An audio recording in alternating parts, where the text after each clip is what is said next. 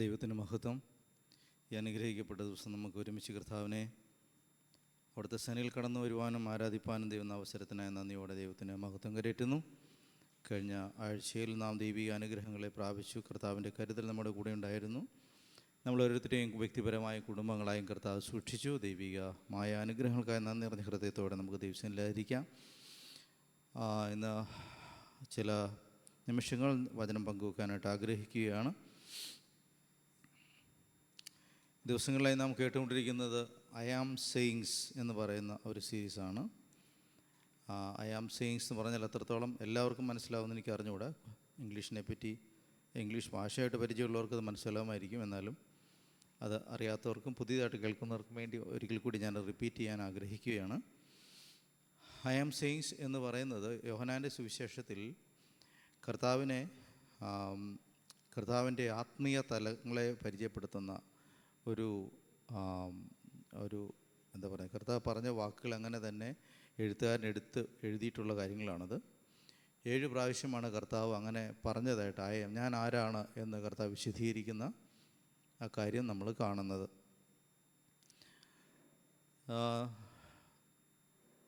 നിങ്ങൾക്ക് എന്നെ പരിചയമില്ലെങ്കിൽ ഞാൻ നിങ്ങളോട് പറയേണ്ടി വരും ഞാൻ ആരാണ് എന്ന് പറയേണ്ടി വരും. ഒരു വാക്കിൽ നിങ്ങൾക്ക് എന്നെ മനസ്സിലാവില്ല. ഞാൻ പല കാര്യങ്ങൾ കൊണ്ട് പറയേണ്ടി വരും. എൻ്റെ പേര് പറയേണ്ടി വരും, ഞാൻ എവിടെ നിന്നാണെന്ന് പറയേണ്ടി വരും, ഞാൻ എന്ത് ചെയ്യുന്നു എന്ന് പറയേണ്ടി വരും, എൻ്റെ പ്രത്യേകതകൾ എന്തെല്ലാമാണെന്ന് പറയേണ്ടി വരും. അങ്ങനെയൊക്കെയാണ് നമ്മൾ ഒരാളെ മനസ്സിലാക്കുക. ഇവിടെയും ഏറെക്കുറെ അങ്ങനെയൊക്കെ തന്നെയാണ്. പക്ഷേ ആ പരിചയപ്പെടുന്ന കാര്യങ്ങൾ കർത്താവിനെ തന്നെ പരിചയപ്പെടുത്തിയാൽ നമുക്ക് അതേ അർത്ഥത്തിൽ മനസ്സിലാക്കാനുള്ള ശേഷിയില്ല. ഞാൻ സ്വർഗത്തിൽ നിന്ന് വരുന്നു പറഞ്ഞാൽ നമുക്കത്ര മനസ്സിലാക്കാൻ ബുദ്ധിമുട്ടാണ്.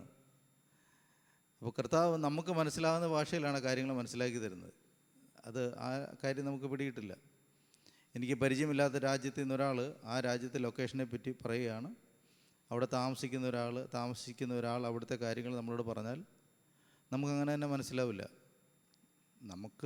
നമുക്ക് മനസ്സിലാവുന്ന ഭാഷയിൽ പറഞ്ഞാൽ കാര്യങ്ങൾ മനസ്സിലാവും. അപ്പം എനിക്ക് തോന്നുന്നു അത്തരത്തിലൊരു ഭാഷാ പ്രയോഗത്തിലൂടെയാണ് ഇത് മനസ്സിലാക്കുക. ഈ പ്രശ്നം യോഹന്നാൻ സുവിശേഷകനല്ല ആദ്യം നേരിടുന്നത്. ഇത് ആദ്യം നേരിടുന്നത് മോശയാണ്. മോശ ഈ പ്രശ്നം നേരിട്ടിട്ടുണ്ട്. അപ്പോൾ മോശയോട് ദൈവം സംസാരിക്കുമ്പോൾ പുറപ്പാട് പുസ്തകത്തിൽ 3:14 അത് പറഞ്ഞിട്ടുള്ളത്. നീ ആരാണെന്ന് ഞാൻ പറയേണ്ടി വരും എന്നൊക്കെ ചോദിക്കും. ഒന്ന് വായിക്കാമോ അത്? പുറപ്പാട് പുസ്തകം 3:14.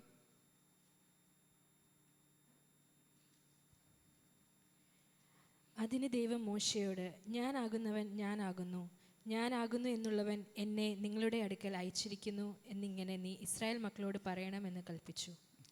മതി. അതിൻ്റെ വിശദീകരണം താഴേക്കുണ്ട്. ഞാനാകുന്നവൻ ഞാനാകുന്നു.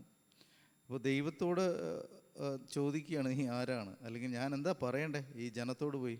മോശ നേരിടുന്ന പ്രശ്നം എന്താണെന്ന് വെച്ച് കഴിഞ്ഞാൽ, മോശ ഇപ്പോൾ ജീവിക്കുന്ന ആ ചുറ്റുപാടിൽ പേരുള്ള ഒത്തിരി ദൈവങ്ങളുള്ള ഒരിടമാണ്. പല ദൈവങ്ങളുണ്ട് അവിടെ. അപ്പോൾ മോശ നേരിടുന്ന ഏറ്റവും വലിയ പ്രശ്നം, ഈ പുതിയ പിതാക്കന്മാരുടെ ദൈവമെന്ന് അവർ വിശ്വസിക്കുന്ന ഈ ദൈവം ആരാണെന്ന് എങ്ങനെയാണ് ഈ ജനത്തെ പറഞ്ഞ് മനസ്സിലാക്കുക? കാരണം ഇവരുടെ ചില നാളുകൾ കണ്ട്, ചില തലമുറകളായിട്ട് ഇവർക്ക് ഈ ദൈവത്തെ പറ്റി പരിചയമില്ല. ഈ ദൈവത്തെ അവർക്ക് യഥാർത്ഥത്തിൽ ജീവിതത്തിൽ അനുഭവിക്കുന്നില്ല. ഇവർക്ക് ആകപ്പാട് അറിയാവുന്ന ഞങ്ങളുടെ പിതാവായ അബ്രഹാമിന്, ഇസഹാക്കിന്, യാക്കോബിന് ദൈവമാണ് എന്നുള്ള ഒരു ചെറിയ ബോധം മാത്രമേ ഉണ്ടാവുള്ളൂ. അപ്പോൾ ആരാണ് എന്ന് ചോദിക്കുമ്പോൾ ഞാൻ ആരാണെന്നാണ് പറയേണ്ടത്. മാത്രമല്ല ആ ചോദ്യത്തിൽ ഒത്തിരി ഉത്തരങ്ങളുണ്ട്. ഞങ്ങൾ എന്തുകൊണ്ടാണ് ഈ ആളെ അല്ലെങ്കിൽ ദൈവത്തെ അനുസരിക്കേണ്ടത്, അംഗീകരിക്കേണ്ടത് എന്നുള്ള ചോദ്യങ്ങളൊക്കെ ധാരാളം ഉണ്ടാവും. അപ്പോൾ മോശ നേരിടുകയാണ് ഈ പ്രധാനപ്പെട്ട പ്രശ്നം. ഞാൻ ഈ ദൈവത്തെപ്പറ്റി എന്താണ് പറയേണ്ടത്? ഒത്തിരിയേറെ ദൈവങ്ങളുള്ള ഒരു സന്ദർഭത്തിൽ, ഒരു സാമൂഹ്യ സാഹചര്യത്തിൽ അനേക ദൈവങ്ങളുടെ പേരറിയാവുന്നിടത്ത് ഈ ദൈവം ആരാണ്, ഈ ദൈവത്തിൻ്റെ പ്രത്യേകത എന്തെന്ന് പറയാൻ ബാധ്യസ്ഥനായ മോശ ദൈവത്തോട് തന്നെ ചോദിക്കുക, നീ ആരാന്നാണ് ഞാൻ പറയേണ്ടത്? അപ്പോൾ ദൈവം പറയുന്നത് ഇങ്ങനെയാണ്, ഞാനാകുന്നവൻ ഞാനാകുന്നു. അതിൻ്റെ ഒരു എബ്രായ പ്രയോഗമാണ് യാഹ്വേ എന്ന് പറയുന്നത്. എൻ്റെ എബ്രായ രൂപമാണ്. ഈ യാഹ്വേ എന്നൊക്കെ പറയുന്നത് വളരെ യഹൂദ വിശ്വാസങ്ങൾക്കനുസരിച്ച് അവർ പറയുന്ന ലാസ്റ്റ് ബ്രത്ത്, നമ്മുടെയൊക്കെ അവസാന ബ്രത്ത് തന്നെ യാഹ്വേ എന്ന അർത്ഥം അങ്ങനെ വിശ്വസിക്കുന്ന മിസ്റ്റിക്കുകളുണ്ട് അവരുടെ ഇടയിൽ. അത്രയും പ്രാധാന്യമുള്ള പേരെ യാഹ്വേ എന്ന് പറയുന്ന പോലെ നമ്മൾ അവസാനം വലിച്ചു വിടുന്ന ശ്വാസം എന്ന അർത്ഥത്തിലൊക്കെ അവർ അതിനെപ്പറ്റി വിശ്വസിക്കുന്നുണ്ട്. അപ്പോൾ അത്രത്തോളം അവരുടെ സംസ്കാരവും ജീവിതവുമായിട്ട് ഉൾച്ചേർന്ന ഒരു പദപ്രയോഗമാണ് ഞാനാകുന്നവൻ ഞാനാകുന്നു. ഒരുപക്ഷെ ദൈവത്തെ അവൻ്റെ ദൈവത്വത്തിൽ അവതരിപ്പിക്കാൻ അത്രയും സൂക്ഷ്മമായ ഒരു വാക്ക് വേറെ കാണില്ലായിരിക്കാം. അതായിരിക്കും എൻ്റെ കാര്യം. മറ്റുള്ള പേരുകളെല്ലാം പരിചയമാകുമ്പോൾ അതിലും ആഴമേറിയ ദൈവികതയെ മനസ്സിലാക്കാൻ നമ്മൾ നേരിടുന്ന ഏറ്റവും വലിയ പ്രശ്നം അതാണ്. നമുക്ക് ദൈവത്തെ അറിയാം, നമ്മൾ ദൈവത്തെ വിളിച്ചപേക്ഷിക്കുന്നതാണ്, പ്രാർത്ഥിക്കുന്നുണ്ട്. പക്ഷേ ദൈവത്തെ ആഴത്തിൽ അറിയുക, മനസ്സിലാക്കുക എന്നുള്ളതൊക്കെ വളരെ ചോദ്യം ഉളവാക്കുന്ന കാര്യങ്ങളാണ്. പല പേരുകൾ അവർ പറഞ്ഞു കൊടുത്തു. യാഹ്വേ, യഹോവ ഈറേ, യഹോവ നിസി, ഓരോ ഘട്ടത്തിനനുസരിച്ച് മനസ്സിലാക്കി കൊടുത്തു. യാഹ്വേ ആരാണ്? ഓരോ ജീവിത സാഹചര്യങ്ങളിലും പൊരുതുമ്പോൾ യഹോവ നിസിയാണ്, അവൻ ജയക്കൊടിയാണ്, ജയം നൽകുന്നവനാണ്. യഹോവ ഈരയെ കരുതുന്ന ദൈവമാണ്. അങ്ങനെ ദൈവത്തെ മനസ്സിലാക്കാനുള്ള ശ്രമം ഭയങ്കരമാണ് അവിടെയൊക്കെ. ഏറെക്കുറെ ഇത് പ്രശ്നം തന്നെയാണ് ഇവിടെ യോഹന്നാനും നേരിടുന്ന പ്രശ്നം. യോഹന്നാൻ ജനത്തെ പറഞ്ഞ് മനസ്സിലാക്കേണ്ടതായിട്ട് വരുന്നു, അല്ലെങ്കിൽ അവൻ്റെ ഓഡിയൻസിനെ പറഞ്ഞ് യേശു ആരാണെന്ന് മനസ്സിലാക്കാനുള്ള ശ്രമമാണ്. സുവിശേഷകന്മാർ 4 പേരെ നമ്മൾ പഠിക്കുമ്പോൾ മത്തായിയുടെ സുവിശേഷത്തിൽ യേശുവിനെ ഒരു യഹൂദന്മാരുടെ രാജാവ് അല്ലെങ്കിൽ യഹൂദന്മാരിൽ പിറന്നവൻ ഒരാളായിട്ട് മനസ്സിലാക്കുമ്പോൾ, മർക്കോസിൽ വരുമ്പോൾ അവനൊരു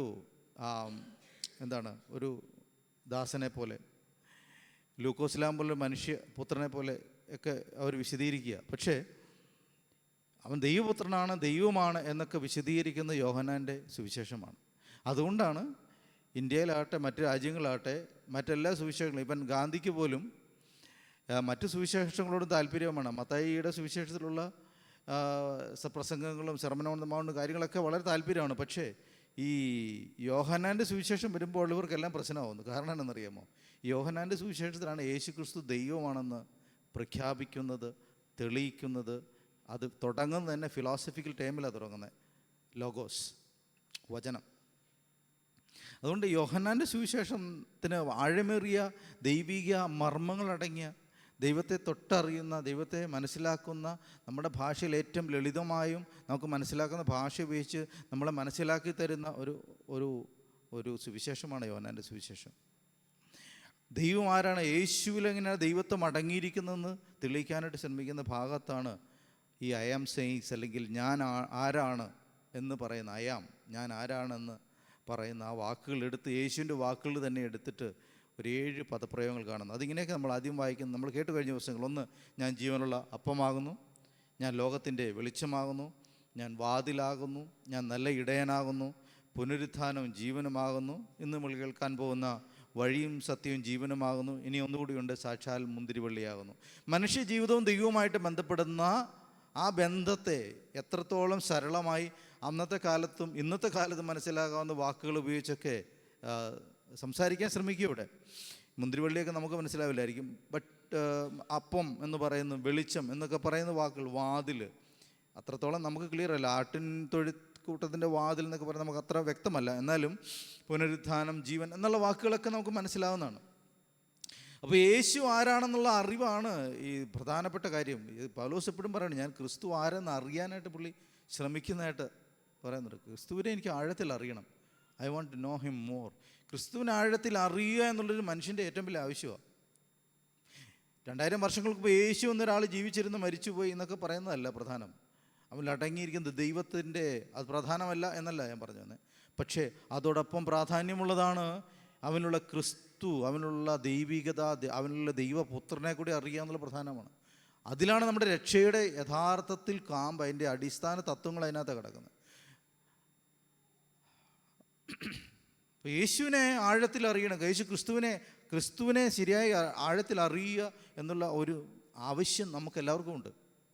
അതുകൊണ്ട് ഇന്ന് നമ്മൾ ഈ വിഷയത്തിൽ നമ്മൾ യോഹന്നാൻ്റെ സുവിശേഷം 14-ാം അധ്യായം 6-ാം വാക്യത്തിൽ എഴുതിയിട്ടുള്ള ഞാൻ തന്നെ വഴിയും സത്യവും ജീവനുമാകുന്നു എന്നുള്ള ആ ഒരു പ്രയോഗത്തെ നമ്മൾ പഠിക്കാൻ പോവുകയാണ്.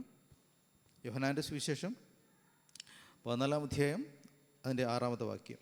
യേശു അവനോട്, ഞാൻ തന്നെ വഴിയും സത്യവും ജീവനുമാകുന്നു.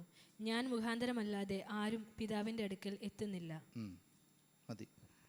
ഞാൻ തന്നെ വഴിയും സത്യവും ജീവനുമാവുന്നു. അത് കഴിഞ്ഞ് കിടക്കുന്ന ഒരു അഫർമേഷൻ കണ്ടോ? ഞാൻ മുഖാന്തരമല്ലാതെ ആരും പിതാവിൻ്റെ അടുക്കൽ എത്തുന്നില്ല. ഇതൊരു വലിയ ചോദ്യമാണ്. കർത്താവ് വഴിയാണ് എന്നാണ് പറയുന്നത്. ഞങ്ങളുടെ നാട്ടിലേക്കുള്ള വഴിയൊക്കെ അടഞ്ഞു കിടക്കും. അപ്പോൾ ഈ ദിവസങ്ങളിൽ എനിക്കിന്ന് വീട്ടിൽ പോകണമെന്നുണ്ട്. ആകെ കുഴപ്പത്തിലാണ്. മണ്ണിടിഞ്ഞ് വഴിയെല്ലാം പോയി. ഇടുക്കി അടിമാലി കഴിഞ്ഞ് മൂന്നാറിലേക്കുള്ള വഴിയെല്ലാം. ഇന്നലെ ദൗർഭാഗ്യവശാൽ ഒരു കുടുംബത്തിലെ ഹസ്ബൻഡ് മരിക്കുകയും ചെയ്തിട്ടുണ്ട്. കുടുംബത്തെ ദൈവം ആശ്വസിപ്പിക്കട്ടെ. അപ്പോൾ വഴി വളരെ പ്രധാനമാണ് നമുക്ക് എത്തേണ്ടടുത്ത് എത്തിച്ചേരാനായിട്ട്. വഴികളാണ് നമ്മളുടെ ഒരു കാര്യത്തെ അച്ചീവ് ചെയ്യാൻ സഹായിക്കുന്നത്. വഴി ഉണ്ടാക്കുക എന്ന് പറയുന്നതും പ്രധാനമാണ്. വഴിവെട്ടി പോകുന്നവർ പ്രധാനമാണ്.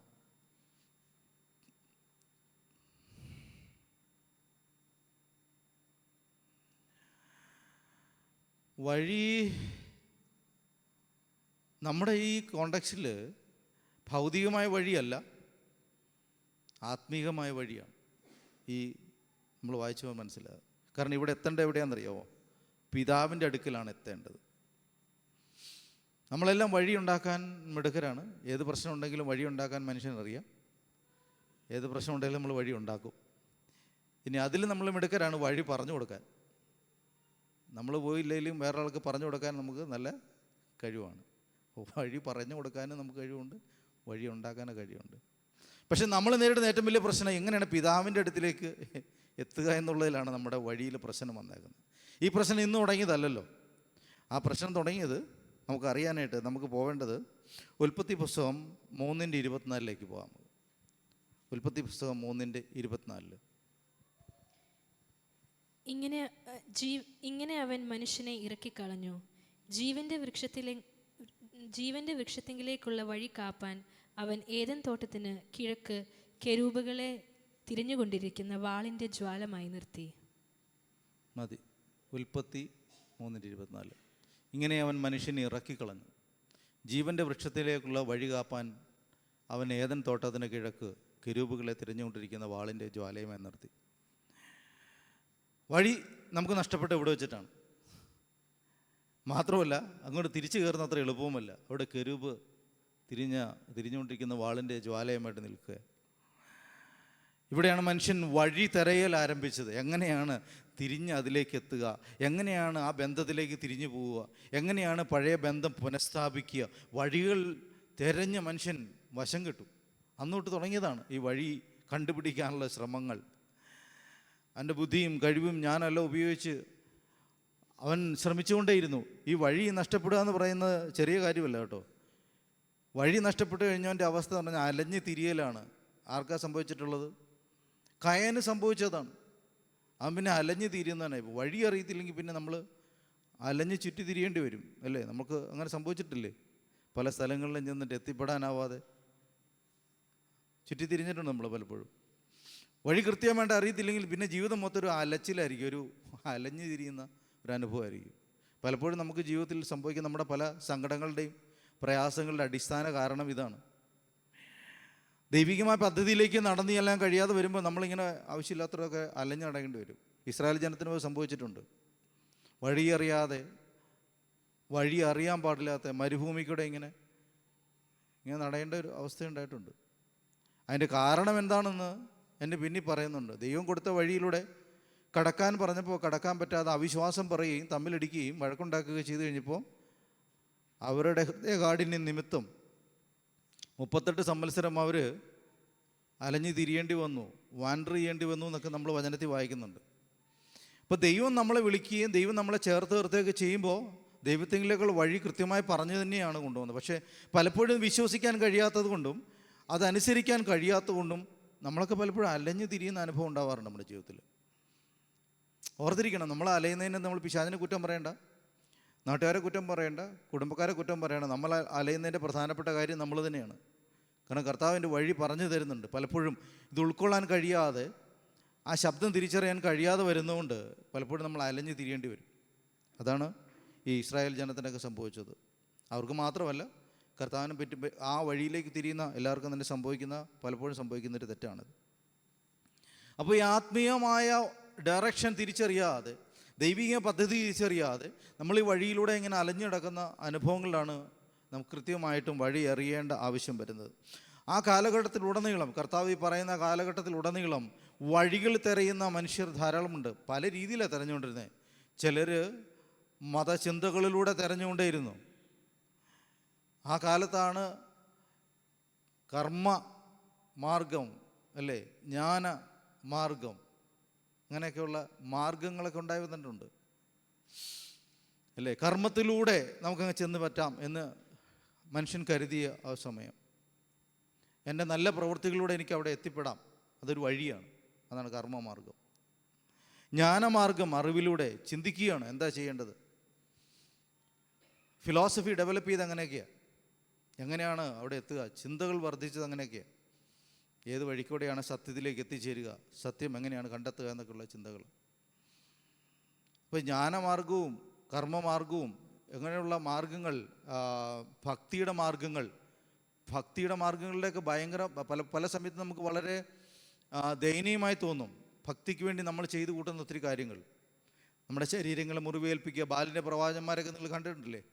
അവനെന്താ ചെയ്തത്? ശരീരത്തെ മുറിവേൽപ്പിക്കുന്നു, നിലവിളിക്കുന്നു, കരയുന്നു, നമ്മൾ സ്വയം പീഡിപ്പിക്കുന്നു. അങ്ങനെ മനുഷ്യൻ അവനറിയാവുന്നിടത്തോടെ എല്ലാം ശ്രമിക്കുകയാണ്. എങ്ങനെയാണ് സത്യത്തിലെത്തുക, എങ്ങനെയാണ് മടങ്ങി ചെല്ലുക, എങ്ങനെയാണ് ആ പഴയ ബന്ധത്തിലെത്തിച്ചേരുക, ദൈവമായിട്ടുള്ള ചെറിയ ആ ബോധ്യത്തിൽ നാം ശ്രമിച്ചുകൊണ്ടേയിരിക്കും. എങ്ങനെയാണ് എനിക്ക് ആ ദൈവിക ബന്ധത്തിലെത്തുക, അതിനുള്ള ശ്രമമാണ് ഓരോ മനുഷ്യനും. അങ്ങനെ കാണുമ്പോൾ നമുക്ക് ആരോടും വിഷമങ്ങളൊന്നും തോന്നില്ല കേട്ടോ. എല്ലാ മനുഷ്യർക്കും അവരുടെ പരിശ്രമങ്ങൾ നടത്തിക്കൊണ്ടിരിക്കുക. നമുക്ക് ആരോടും വിദ്വേഷവും വെറുപ്പും തോന്നാൻ പാടില്ല. കാരണം എല്ലാവരും നന്മയിലേക്കും ശരിയിലേക്കും ശ്രേഷ്ഠമായതിലേക്കുമുള്ള ഒരു പരിശ്രമം നടത്തുക. വഴി കൃത്യമായിട്ട് അറിയില്ല എന്നല്ലേ ഉള്ളൂ, അത് പറഞ്ഞു കൊടുക്കാൻ മാത്രമേ നമ്മൾ ചെയ്യേണ്ടതായിട്ടുള്ളൂ. നമ്മളാരെയും നിഷേധിക്കുകയോ വെറുക്കുകയോ ഒന്നും ചെയ്യാൻ പാടില്ല, അല്ലേ. വഴി അറിയാൻ പാടില്ലാത്ത ഒരാളോട് നമ്മൾ എന്താ ചെയ്യുക? സാധാരണ വഴി പറഞ്ഞു കൊടുക്കുകയല്ലേ ചെയ്യുക. നിനക്കെന്താ വഴി അറിയത്തില്ലാത്ത എന്ന് ചോദിച്ച് നമ്മൾ വഴക്കുണ്ടാക്കാറുണ്ടോ? അല്ലെങ്കിൽ വഴി അറിയില്ല എന്ന രീതിയിൽ അവനെ കളിയാക്കാറുണ്ടോ? ഇല്ല, അതും നമ്മൾ ചെയ്യാറില്ല.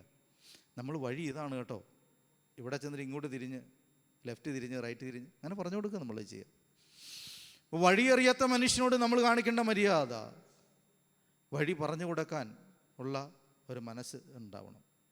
നമ്മൾ ചെയ്യുന്ന എല്ലാ കാര്യങ്ങളിലും അതാണ് നമ്മൾ ചെയ്യുന്നത്. അങ്ങനെ ചെയ്യാൻ നമുക്ക് കഴിയണം. വഴി അറിയാത്ത മനുഷ്യരുടെ നിലവിളി നമ്മൾ കേൾക്കാൻ കഴിയണം. വഴി അറിയാത്ത മനുഷ്യരുടെ സങ്കടങ്ങൾ കാണാൻ നമുക്ക് കഴിയണം.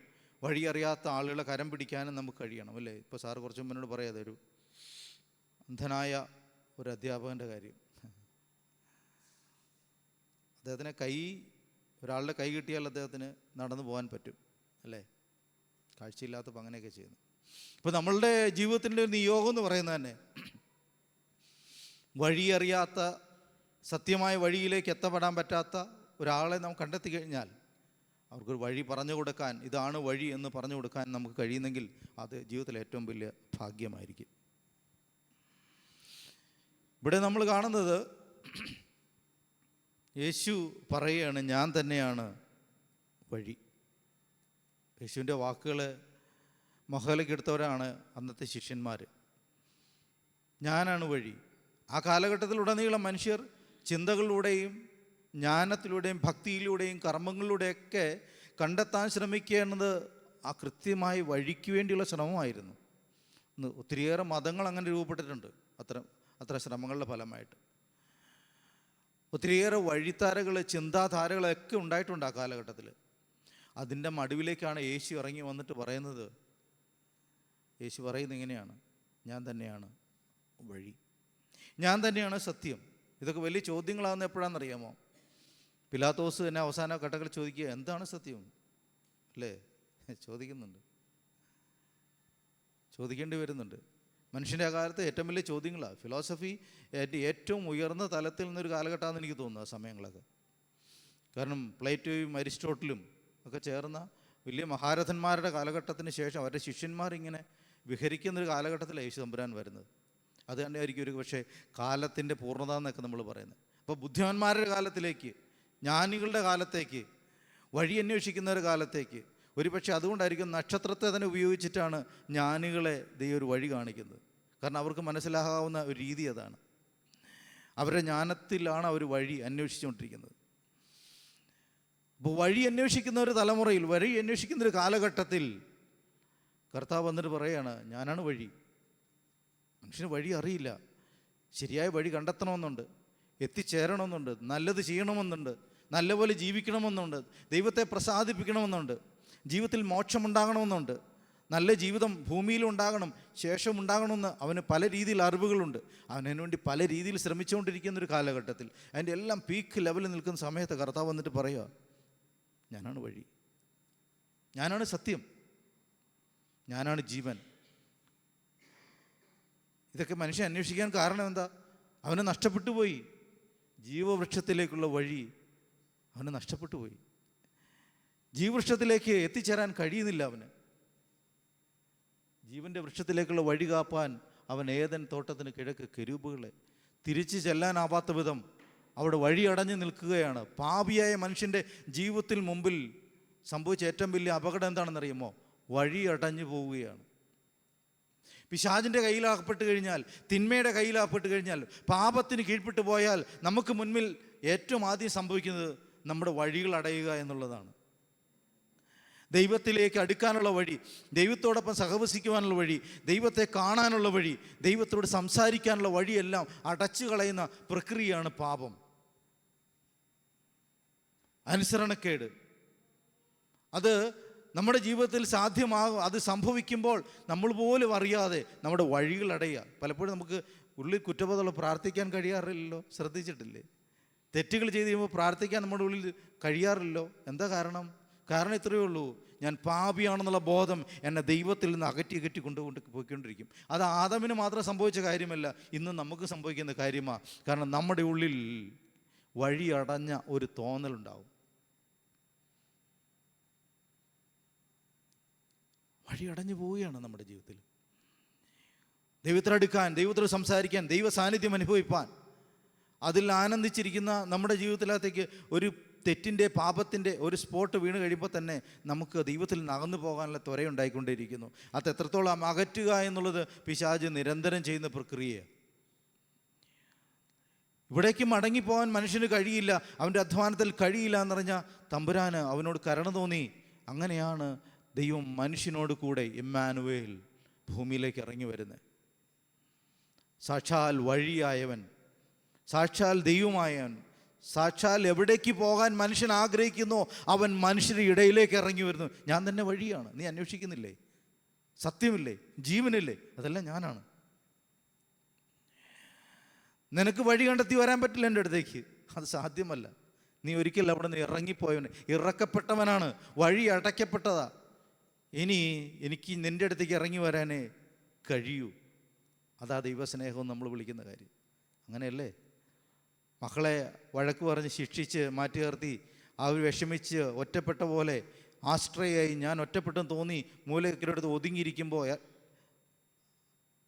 മാതാപിതാക്കൾ എന്താ ചെയ്യുക? പിന്നെ ചെന്ന് ചേർത്ത് പിടിക്കുന്ന അവരുടെ ജോലിയല്ലേ, അവരല്ലേ അത് ചെയ്യുന്നത്. അല്ലാതെ മക്കൾ തിരിച്ചു വരട്ടെ എന്ന് പ്രതീക്ഷിച്ചുകൊണ്ട് ഏതെങ്കിലും മാതാപിതാക്കൾ ഇരിക്കില്ല. കാരണം അവന് വരാനുള്ള ശേഷിയില്ല. ആ പൈതലിന്, ആ മകൾക്ക് തിരിഞ്ഞ് ആ പിതാവിലേക്ക്, ശിക്ഷിച്ച ഒരു പിതാവിലേക്ക് മാതയിൽ മടങ്ങാനായിട്ട് ഒരു കുഞ്ഞിന് സാധിക്കില്ല. അവിടെ അടുത്ത റോൾ എടുക്കുന്നത്, അതിന് ഇനിഷ്യേറ്റീവ് എടുക്കുന്നത് ആ പിതാവ് അല്ലെങ്കിൽ മാതാവാണ്. അത് ചെന്ന് ചേർത്ത് പിടിക്കുന്നിടം വരെ ആ പൈതലിന് ജീവിതത്തിൽ എപ്പോഴും ഞാൻ തെറ്റ് ചെയ്താളെന്നുള്ള ബോധത്തിൽ നിൽക്കുക. ആ ബോധത്തിൽ നിന്ന് തിരിച്ചു കൊണ്ടുവരാൻ കഴിയുന്നത് ആ മാതാവിൻ്റെ പിതാവിൻ്റെ ചേർത്ത് പിടിക്കൽ മാത്രമാണ്. ഇത് തന്നെയാണ് ദൈവം തമ്പുരാൻ ചെയ്യുന്നത് നമ്മുടെ ജീവിതത്തിൽ. അവരിറങ്ങി വരിക നമ്മുടെ മധ്യയിലേക്ക്. ദൈവം നമ്മോട് കൂടെ, ഇമ്മാനുവേൽ നമ്മുടെ ഇടയിൽ ഇറങ്ങി വസിച്ച് നമ്മുടെ സങ്കടങ്ങൾ, നമ്മൾ ചെയ്ത തെറ്റുകളും പാപങ്ങളും നിമിത്തം നമ്മൾ അനുഭവിച്ചുകൊണ്ടിരിക്കുന്ന ആ വ്യഥയിലേക്ക് ഇറങ്ങി വന്നിട്ട് നമ്മോടൊപ്പം സഹിക്കുക. പാപമൊഴികെ സകലത്തിലും അവൻ പരീക്ഷിക്കപ്പെട്ടു എന്ന് നാം വായിക്കുന്നു. വഴിയായവൻ നമ്മുടെ ഇടയിൽ നമ്മളെ ചേർത്ത് നിർത്തുക. അവനാ വഴി. അവനെ വിശ്വസിക്കുക മാത്രം ചെയ്താൽ മതി. നമ്മൾ ആ വഴിയിലേക്ക് കടന്നു കഴിഞ്ഞു. പിതാവിലേക്ക് കൂട്ടിമുട്ടാനുള്ള വഴിയിൽ നമ്മൾ എത്തിക്കഴിഞ്ഞു. ഹല്ലേലൂയ. ഇന്ന് പൽക്കാലം മനസ്സിലാകുന്നുണ്ടോ നമ്മൾ എങ്ങനെയാണ് ഈ വഴിയിലെത്തിയതെന്ന്? പുത്രനെ ചുംബിക്കാൻ നമ്മൾ കാണിച്ചൊരു മനസ്സില്ലേ? ആ വിളിയോട് നമ്മൾ കാണിച്ച പോസിറ്റീവായൊരു മനോഭാവമില്ലേ? കർത്താവേ ഞാൻ കേൾക്കുന്നു, കർത്താവേ ഞാൻ അനുസരിക്കാൻ തയ്യാറാണെന്ന് പറഞ്ഞ ഒരൊറ്റ വാക്കില്ലേ? അവിടെയാണ് വഴി തുറന്നത്. അവിടെയാണ് വഴി വിശാലമായി കിട്ടിയത് നമ്മുടെ മുമ്പിലേക്ക്. ആ മനോഭാവത്തിലാണ് നമ്മുടെ ജീവിതത്തിൽ വഴി തുറന്നത്. വഴി അടഞ്ഞുപോയ ജീവിതത്തിൻ്റെ നിമിഷങ്ങളിൽ നിന്നല്ലേ നമ്മൾ ഇവിടം വരെ എത്തിയത്? ആണ്. വഴിമുട്ടി നിന്നിട്ടില്ലേ ജീവിതത്തിൻ്റെ പല ഘട്ടങ്ങളിലും? ഉണ്ട്. ഇനി എങ്ങോട്ട് പോകുമെന്നറിയാൻ പാടില്ലാതെ ഞരങ്ങിപ്പോയ ജീവിതത്തിൻ്റെ സാഹചര്യങ്ങളുണ്ട്. മുക്കവലയിൽ അല്ലെങ്കിൽ നാൽക്കവലയിൽ പെട്ടുപോയ അവസ്ഥ. എവിടെയാണ് വഴി, എങ്ങോട്ടാണ് തിരിയേണ്ടത്, എവിടെയാണ് എത്തിച്ചേരുക എന്നറിയാൻ പാടില്ലാതെ ഞരങ്ങിപ്പോയ മനുഷ്യരാണ് പലപ്പോഴും നമ്മൾ. നിങ്ങൾക്ക് ഓർത്തെടുക്കുക, എനിക്കുണ്ട് ധാരാളം ഓർമ്മകൾ. അങ്ങനെ ഒത്തിരി ഓർമ്മകളുണ്ട്. ഞാൻ പഠിക്കാൻ നല്ല മിടുക്കനായിരുന്നു ചെറുപ്പത്തിലൊക്കെ. പക്ഷേ ഒരു 9ാം ക്ലാസ് തൊട്ട് പതനങ്ങൾ ആരംഭിച്ചു. പിന്നെ എനിക്ക് മനസ്സിലായി, ഒരു +2 തോൽവിയുടെ കഴിഞ്ഞപ്പോൾ എനിക്ക് മനസ്സിലായി എന്നെ പുറകിൽ ആരുമില്ല. ഇനി എന്നെ സപ്പോർട്ട് ചെയ്യാൻ ആരുമില്ല എന്ന് എനിക്ക് മനസ്സിലായി ചില വാക്കുകളും കൂടെ കേട്ട് കഴിഞ്ഞപ്പോൾ. അവിടെയാണ് നമ്മൾ നാൽക്കവലയിൽപ്പെട്ട പോലെ ആയി പോകുന്നത്. എവിടെ തിരിയണ്ടേ, എങ്ങോട്ടാ, ഏത് തീരുമാനമാണ് ശരി എന്നറിഞ്ഞുകൂടാ. ശ്രമിക്കുന്നതെല്ലാം പരാജയപ്പെട്ടു പോവുക. ഓരോ ശ്രമങ്ങളും നമ്മൾ തോറ്റുപോവുക. അപ്പോൾ വഴിയില്ലാതെ അങ്ങ് ആയിപ്പോവും നമ്മൾ. വഴി കെട്ടതുപോലെ, വഴി നഷ്ടപ്പെട്ടതുപോലെ, തിരിച്ചറിയാനാവാത്ത പോലെ അങ്ങനെയൊക്കെ സംഭവിക്കും ജീവിതത്തിൽ. അവിടെയാണ് കർത്താവ് നമ്മുടെ കൈ പിടിക്കുന്നത്. വാ ഇതിലേ ഞാൻ തന്നെയാണ് വഴി എന്ന് പറഞ്ഞ് നമ്മുടെ കൈ പിടിക്കുന്നത്. ഇന്ന് പൽക്കാലം എത്ര പേർക്ക് ഓർത്തെടുക്കാൻ കഴിയും കർത്താവ് നമ്മളെ വഴി നടത്തിയ ആ നല്ല സമയങ്ങളെ? നമ്മൾ സ്റ്റക്കായി പോയെടുത്ത് നമ്മളെ കരം പിടിച്ച് നമ്മളെ നടത്തിയ ആ സമയങ്ങൾ ഓർക്കാൻ കഴിയുമോ? വഴി അടഞ്ഞു പോയപ്പോൾ, വഴി ഇല്ലാതായപ്പോൾ. ഡോൺ മോയിൻ്റെ പാട്ടുണ്ട്, വഴി ഇല്ലാത്തടത്ത് വഴി തുറക്കുന്നു. God will make a way where there is no way. വഴി ഇല്ലാത്തടത്ത് വഴി തുറക്കും. അങ്ങനെ ഇസ്രായേൽ മക്കൾ വഴി കണ്ടെത്തി കേട്ടോ. ചെങ്കടൽ നടുക്ക് വഴിയുണ്ടെന്ന് ആരന്നത്തെ കാലത്ത് മനസ്സിലാക്കി? ആർക്കറിയാവുന്നു? ആ വഴി കാണാൻ കഴിയുള്ളവൻ കർത്താവ് മാത്രമേ ഉള്ളൂ. കുതിച്ചൊഴുന്ന യോർദാൻ്റെ മധ്യത്തിൽ ഒരു വഴി കണ്ടെത്താൻ കർത്താവിനില്ലാതെ ആർക്ക് കഴിയും? നമ്മളെ കൊണ്ട് കഴിയുമോ? ഇസ്രായേലിനെ കൊണ്ട് കഴിയുമായിരുന്നു? ഏതെങ്കിലും വലിയ അത്തരത്തിലുള്ള വലിയ ശാസ്ത്രജ്ഞരെ കൊണ്ട് കഴിയുമായിരുന്നു? ഇല്ല. യഹൂദൻ ബുദ്ധിമാനൊക്കെയാണ്, പക്ഷെ അതുപോലെ വഴി തുറക്കാൻ അവനെ കൊണ്ട് കഴിയില്ല. അത് ദൈവത്തിൻ്റെ വഴികളാണ്. അസാധ്യമെന്ന് തോന്നിടത്ത് വഴി തുറക്കാൻ കഴിവുള്ള ദൈവം, ആ ദൈവമാണ് നമ്മുടെ ദൈവം. ഇന്ന് പൽക്കാലം വഴി അടഞ്ഞുപോയി, എനിക്ക് മുന്നോട്ട് മാർഗമില്ല എന്ന് വിചാരിക്കുന്നിടത്തേക്കൊരു വഴിയായി വന്നവൻ്റെ മുമ്പിലാണ് നമ്മളിന്ന് പൽക്കാലമായിരിക്കുന്നത്. ഹല്ലേലൂയ. വഴി അടഞ്ഞുപോയി, ഇനി മുന്നോട്ട് യാത്ര ബുദ്ധിമുട്ടാണ്, എവിടേക്കാണ് തിരിയേണ്ടതെന്ന് അറിഞ്ഞുകൂടാ എന്ന് വിചാരിക്കുന്നവൻ്റെ മുമ്പിലേക്ക് ഇറങ്ങി വന്നിട്ട്, ഇല്ല വഴിയായ ഞാനുണ്ട് ഇവിടെ. നമ്മളൊരു കാര്യം അറിഞ്ഞിരിക്കണം, ജീവിതത്തിൽ ഭൗതിക തലങ്ങളിലെ വഴി തുറക്കാൻ അടിസ്ഥാനമായും തുറന്നു കിട്ടേണ്ട ആത്മീയ വഴികളാണ്. ലോകത്തുള്ള സകല മനുഷ്യർക്ക് അറിയാവുന്നൊരു കാര്യം അത്. അവരവരെ രീതി തുറക്കുന്നു എന്ന് മാത്രമേ ഉള്ളൂ. ആത്മീയ വഴികൾ തുറന്നാൽ മാത്രമേ ഭൗതിക മണ്ഡലം തുറക്കത്തുള്ളൂ. അല്ലാതെയുള്ള ശ്രമങ്ങളിൽ നമ്മൾ കുറേ കഷ്ടപ്പെടാമെന്ന് മാത്രം. ആത്മാവിൻ്റെ തലം തുറന്നു കിട്ടും. അതുകൊണ്ടാണ് എവിടെ ആത്മാവുണ്ട് അവിടെ സ്വാതന്ത്ര്യമുണ്ടെന്ന് പൗലോസ് അപ്പോസ്തലൻ പറയുന്നത്. ആത്മാവുള്ളിടത്ത് സ്വാതന്ത്ര്യമുണ്ട്. ആത്മാവിൻ്റെ തലങ്ങളിൽ വഴി തുറന്നു കിട്ടണം. അതിന് നമുക്ക് എന്ത് ചെയ്യാൻ കഴിയുന്നത്? ഈ വഴി എന്ന് പറഞ്ഞവനോട് ചേർന്ന് നിൽക്കുക അല്ലേ? വഴി അറിയാവുന്നതിൻ്റെ കൂടെയല്ലേ നമ്മൾ നടക്കുക? ആണ്. എവിടെ പോയാലും വഴി അറിയാവുന്നതിൻ്റെ കൂടെ നമ്മൾ അവരെ മുന്നേ വിടുക. ഞങ്ങൾക്ക് ഞങ്ങളുടെ നാട്ടിൽ കുറേ ദൂരം ചെയ്ത് കഴിഞ്ഞാൽ വനങ്ങളുണ്ട്. വനങ്ങളിലൊക്കെ ചെറുപ്പത്തിൽ ഞങ്ങൾ പോകുമായിരുന്നു. വനത്തിലൊക്കെ ഒത്തിരി റിസോഴ്സുകളുണ്ടല്ലോ. അപ്പോൾ ഞങ്ങൾ ഈ അവധിയൊക്കെ കിട്ടുമ്പോൾ ഞങ്ങൾ വനത്തിൽ കയറും. വനത്തിൽ കയറി പോകുന്ന എളുപ്പമല്ല. വഴി അറിയാവുന്നതിനും വഴി വെട്ടിക്കയറുന്നതിന് മുന്നേ വിടത്തുള്ളൂ. എല്ലാത്തും പോയി കഴിഞ്ഞാൽ മുഖത്തെല്ലാം അതും ഇതെല്ലാം കൊണ്ട് കയറി നാശമാവും. അപകടം ഉണ്ടാവും.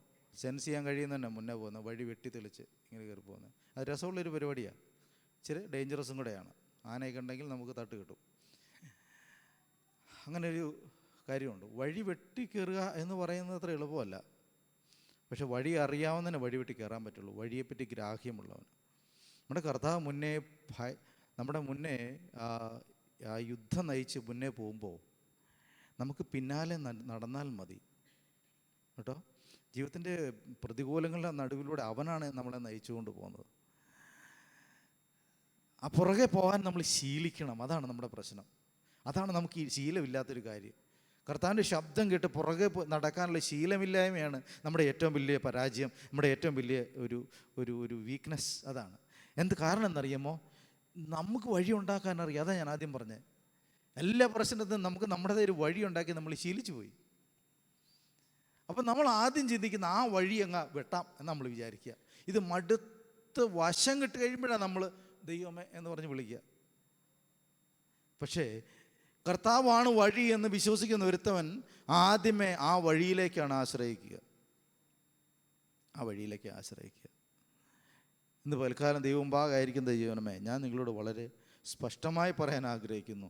ജീവിതത്തിൽ വഴി മുട്ടുന്നിടത്ത്, ഞരങ്ങിപ്പോകുന്നിടത്ത്, വഴി മുന്നോട്ടില്ല എന്ന് വിചാരിക്കുന്നിടത്ത് നമ്മെ മുന്നോട്ട് നയിക്കുവാൻ കഴിവുള്ളവൻ, ചെങ്കടൽ വഴി തുറന്നവൻ, യോർദാനിൽ വഴി തുറന്നവൻ, വഴിയില്ലാത്ത അവന് വഴി തുറക്കാൻ പറ്റാത്ത മേഖലകളില്ല. ശിഷ്യന്മാർ ഒരിക്കൽ ടാക്സ് കൊടുക്കാൻ പൈസയില്ല. കർത്താവ് വഴി തുറന്ന എവിടെയാണെന്നറിയാമോ? ഒരു മത്സ്യത്തിൻ്റെ വായിലാണ് ദിദ്രമ്മ പണം ഇരിക്കുന്നത്.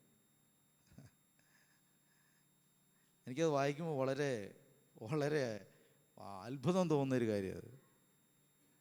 ഈ കാര്യത്തിൽ എക്സ്പേർട്ടുകൾ ഡോക്ടറേറ്റ് എടുത്ത ഈ പത്രോസൊക്കെ ജീവിച്ചിരിക്കുമ്പോൾ അവിടെ തന്നെ ഡയറക്ഷൻ കൊടുക്കുക. അവിടെ ചെന്ന് പിടി, സംഗതി ഉണ്ട്. അവരുടെ ജീവിതത്തിൻ്റെ വഴികളിൽ തന്നെ സൊല്യൂഷൻ കർത്താവ് വെച്ചിട്ടുണ്ട്. നിങ്ങളുടെയും എൻ്റെയും പ്രശ്നത്തിൻ്റെ സൊല്യൂഷൻ നമ്മുടെ ചുറ്റും നമ്മൾ യാത്ര ചെയ്യുന്ന മേഖലകളിൽ തന്നെയൊക്കെ ഉണ്ട്. പക്ഷെ അത് പറഞ്ഞു തരണമെങ്കിൽ അവിടുത്തെ ശബ്ദം കേൾക്കണം. ആ വഴി ഉണ്ടാക്കുന്നവനാണ്. പ്രതികൂലങ്ങളുടെ നടുക്ക് പോയാൽ ഒരു വേ ഔട്ട് ഉണ്ടെന്നുള്ളത് ദൈവത്തിൻ്റെ പ്രമാണമാണ്, ദൈവത്തിൻ്റെ ഒരു പ്രത്യേകതയാണ്. നമ്മുടെ ജീവിതത്തിൻ്റെ പ്രതികൂലങ്ങളിൽ പുറത്തേക്ക് എടുക്കാൻ വേ ഔട്ട് അവൻ ഉണ്ടാക്കി വെച്ചിട്ടുണ്ട്. നമ്മുടെ അടുത്ത് തന്നെ ഉണ്ടാവും. പക്ഷേ നമുക്കത് അറിഞ്ഞുകൂടാ എന്ന് മാത്രം. മീൻ പിടിച്ച് മടുത്ത് രാത്രി മുഴുവൻ അധ്വാനിച്ചു, മീൻ പിടിച്ചില്ല, കിട്ടിയില്ല, അധ്വാനിക്കുക, ഭയങ്കരമായിട്ട് അവർ കിടന്ന് കഷ്ടപ്പെടുക, ഒന്നും കിട്ടിയില്ല. കർത്താവ് പറഞ്ഞ് 2 മീൻ കൊണ്ടുപോവാ, ഇല്ല എൻ്റെ കയ്യിലില്ല, കിട്ടിയില്ല ഒന്നും. രാത്രി മുഴുവൻ അധ്വാനിച്ചു, ഒന്നുമില്ല. പിന്നെ കർത്താവ് പറഞ്ഞു നിങ്ങൾ വല ഇറക്കുക, ഡയറക്ഷൻ പറഞ്ഞു കൊടുത്തു. പിന്നെ 153 മീനുകളാണ് ഒറ്റ വലയിൽ നിറഞ്ഞു വരുന്നത്. ഹല്ലേലൂയ! അത് മനോഹരമായൊരു കാര്യമല്ലേ അല്ലേ?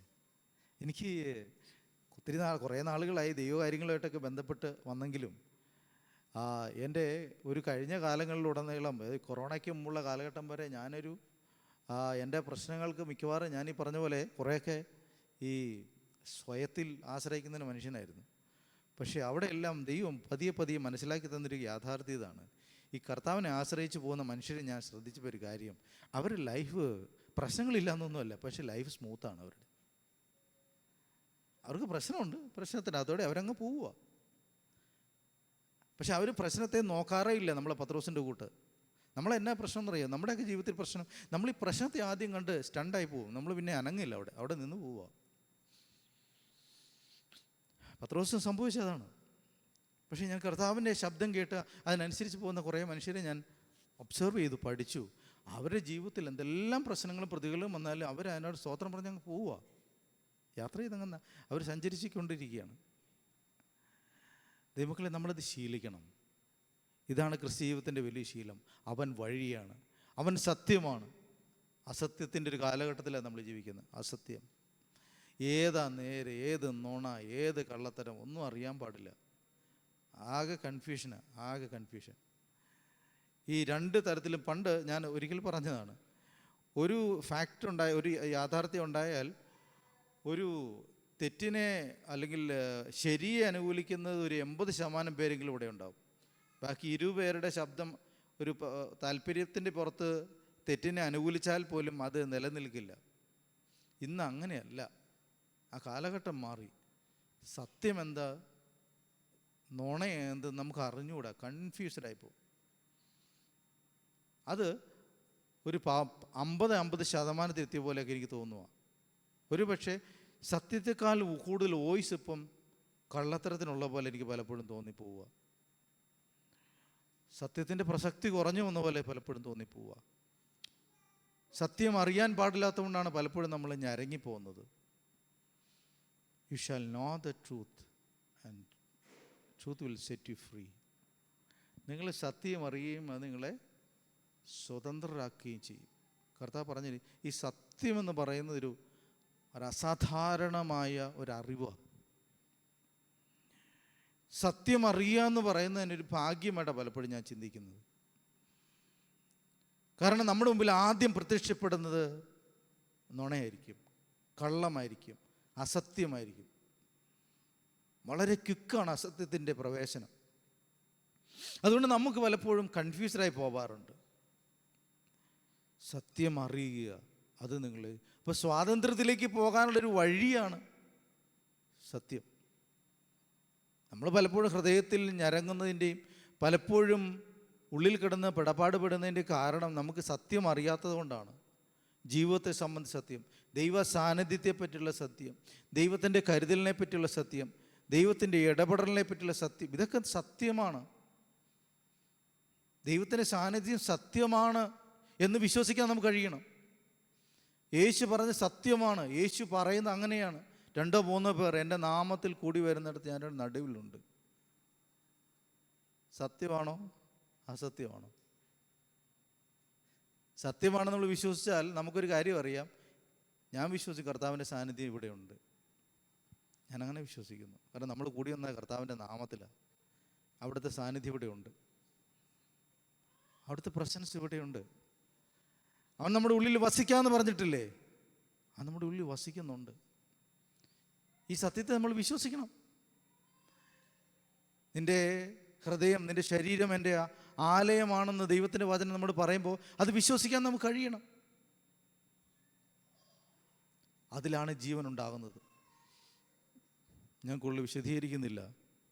ജീവൻ്റെ എല്ലാ അർത്ഥം തരാൻ അവൻ പറയുന്നതിനാണ് സമൃദ്ധിയായ ജീവൻ നൽകുവാൻ ഞാൻ വന്നു. 3-ാമത്തെ കാര്യം ഞാൻ പറയുന്നത് കേട്ടോ. സമൃദ്ധിയായ ജീവൻ നൽകുവാനായിട്ട് ഞാൻ വന്നു.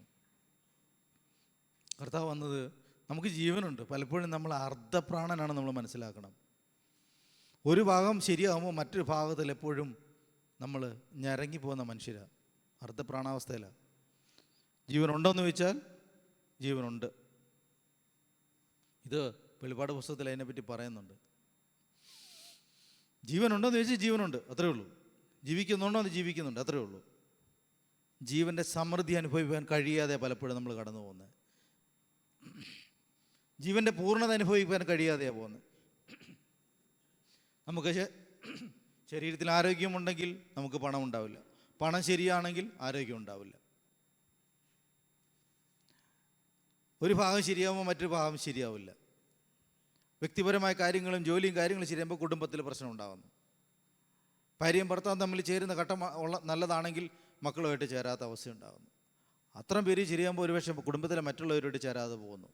ജീവിതത്തിൻ്റെ സമൃദ്ധിയുടെ നന്മയുടെ മേഖലകളെ ശത്രുവായൻ ഒന്നല്ലെങ്കിൽ മറ്റൊരു തലത്തിൽ നമ്മളെ ഒലച്ചു കളയുന്ന ഒരു സാഹചര്യം നമ്മുടെ ജീവിതത്തിൽ ഉണ്ടാകുന്നു. ജീവൻ അതിൻ്റെ പൂർണ്ണതയിൽ അനുഭവിക്കാൻ കഴിയാതെയാവുന്നു.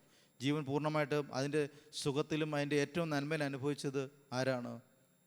ഈ ആദമും ഹവ്വയൊക്കെ ആയിരിക്കണം ഒരുപക്ഷെ. ദൈവവുമായിട്ടുള്ള അടുപ്പം, സഹവാസം, സംവാദം, ദൈവവുമായിട്ടുള്ള ഇടപെടൽ, അതൊക്കെ അനുഭവിച്ച് ജീവിതത്തിൻ്റെ ആ എല്ലാ തലങ്ങളും അനുഭവിച്ച് പോയവർ.